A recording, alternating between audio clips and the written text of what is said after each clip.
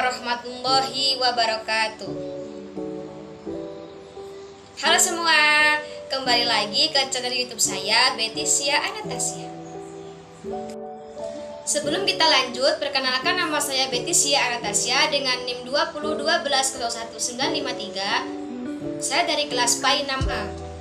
Nah, pada video kali ini saya akan menyampaikan materi usul fiqh 2 dengan pembahasan sharih dan kinayah. Sebelum kita lanjut ke pembahasan, alangkah baiknya kita mengingat sifat-sifat wajib bagi Allah. Mari kita nyanyikan bersama-sama. Wujud qidam baqa mukhalafatul hawatisi qiyamuhu binafsihi wadaniyat krudot irodat ilmu hayat sama Asar kalam qadiron muridan aliman hayat samian basiron mutakaliman. Oke, kita masuk pada pengertian sharih dan kinayah. Sharih berasal dari kata soroha yang berarti terang. Menurut Abdul Azim bin Badawi Al-Qalafi, yang dimaksud sharih ialah suatu kalimat yang langsung dapat dipahami tatkala diucapkan dan tidak mengandung makna lain. Sedangkan pengertian kinayah menurut bahasa yaitu suatu lafadz untuk menunjukkan pengertian yang lain. Sedangkan menurut istilah, lafadz yang diucapkan untuk maksud yang sebenarnya dengan qarinah yang tidak keluar dari makna tersebut. Jadi, sharih itu adalah lafadz yang tidak memerlukan makna lain, sedangkan kinayah itu merupakan lafadz yang masih memerlukan makna lain. Selanjutnya kita masuk pada macam-macam sharih dan kinayah. Sharih itu ada dua macam, yaitu sharih hakikoh dan sharih majaz. Sharih hakikoh yaitu ucapannya jelas tanpa penutup sehingga dapat dipahami semua orang dengan menggunakan lafadz hakikoh. Sedangkan sharih majaz ucapannya jelas tanpa penghubung sehingga dapat dipahami semua orang dengan menggunakan lafadz majaz. Sedangkan macam-macam kinayah itu ada tiga, yaitu kinayah sifat, kinayah am-mausuf, dan kinayah an-nisbah. Pengertian kinayah sifat yaitu kinayah yang apabila makna yang kita kehendaki itu serupa dengan sifat. Sedangkan kinayah am-mausuf yaitu kinayah yang apabila makna yang dikehendaki itu mempunyai sifat. Sedangkan kinayah an-nisbah yaitu kinayah yang menghubungkan makna sifat kepada seseorang. Jadi sifat itu tidak langsung kita ucapkan kepada orang yang kita kehendaki. Selanjutnya penunjukan sharih dan kinayah terhadap hukum, yaitu dalam Quran surah Al-Baqarah ayat 229. Bismillahirrahmanirrahim. At-talaqu marwatan fa imsakum bima'rufin aw tasrihum bi ihsan wala yahilla lakum an takhudhu mimma ataitumuhunna syai'an illa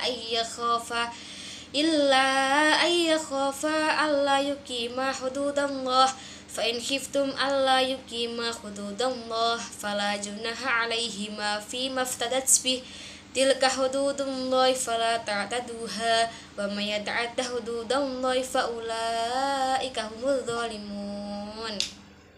Yang artinya, talak yang dapat dirujuk itu ada dua kali. Setelah itu suami dapat menahan atau rujuk dengan cara yang patut atau melepaskan dengan baik. Tidak halal bagi kamu mengambil kembali suatu mahar yang telah kamu berikan kepada mereka, kecuali keduanya suami istri itu khawatir tidak mampu menjalankan batas-batas ketentuan Allah. Jika kamu khawatir bahwa keduanya tidak mampu menjalankan tugas-tugas ketentuan Allah, maka keduanya tidak berdosa atas bayaran yang harus diberikan oleh istri untuk menebus dirinya. Itulah batas-batas ketentuan Allah. Janganlah kamu melanggarnya. Siapa yang melanggar batas-batas ketentuan Allah, mereka itulah orang-orang zalim. Jadi, Penunjukan hukum sorry dan kinayah itu terdapat dalam pelafalan atau pengucapan tolak, yang mana dalam keduanya itu mempunyai perbedaan dalam segi pengucapannya. Kembali lagi ke pengertian sorry dan kinayah. Sorry itu adalah makna yang jelas tanpa memerlukan makna dari lafaz yang lain. Sedangkan kinayah itu makna yang masih membutuhkan penjelasan dari makna yang lain atau lafaz lain. Pelafalan atau pengucapan talak dalam bentuk sorry itu ada 3, yaitu aku ceraikan engkau dengan talak 1. Yang kedua, aku telah melepaskan atau menjatuhkan talak untuk engkau. Yang ketiga, hari ini aku ceraikan engkau. Dari ketiga lafalan tersebut sudah jelas bahwasannya seorang suami telah mentalak satu istrinya. Sedangkan pelafalan atau pengucapan talak dalam bentuk kinayah itu contohnya kau boleh pulang ke rumah orang tuamu. Yang kedua, pergilah engkau dari sini kemana engkau suka. Yang ketiga, kita berdua sudah tidak ada hubungan lagi. Nah, dari pelafalan tersebut, dari ketiga pelafalan tersebut masih memerlukan makna lain atau makna dari lafaz lain. Contoh, pergilah engkau dari sini kemana engkau suka. Nah, jadi seorang istri belum paham suruh pergi kemana? Ke pasar, ke rumah sakit, dan lain-lain. Jadi, pelafalan atau pengucapan talak dalam bentuk kinayah itu masih memerlukan penjelasan dari makna lain.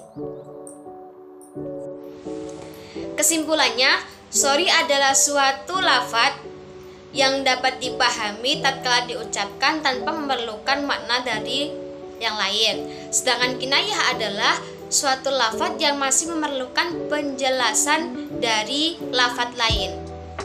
Macam-macam sorry ada 2, yaitu sorry majaz dan sorry hakikoh. Sedangkan macam-macam kinayah itu ada 3. Yang pertama kinayah sifat, yang kedua kinayah mausuf, dan yang ketiga kinayah an-nisbah. Penunjukan hukum sorry dan kinayah itu terdapat pada pengucapan tolak. Namun dalam keduanya mempunyai perbedaan dalam pengucapan dari segi sorry dan dari segi kinayah.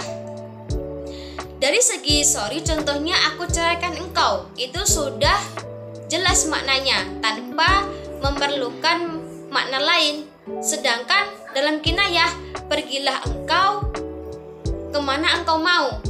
Nah, itu masih memerlukan makna dari lafaz lain. Sekian yang saya sampaikan pada video kali ini. Semoga apa yang saya sampaikan tadi bermanfaat bagi kita semua. Terima kasih. Jangan lupa like, komen, dan subscribe ya teman-teman. Dah. Assalamualaikum warahmatullahi wabarakatuh.